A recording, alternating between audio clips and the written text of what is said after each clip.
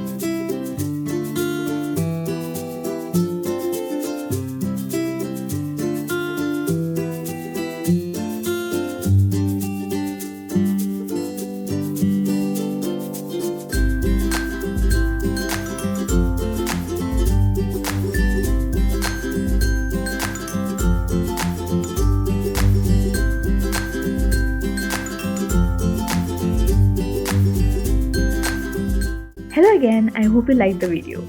If yes, then do give a thumbs up. And also, if you are new to the channel, do click on the red subscribe button below and also hit the bell icon so that you get to know whenever I upload new videos. Thank you for watching, and I'll see you in the next video. Bye.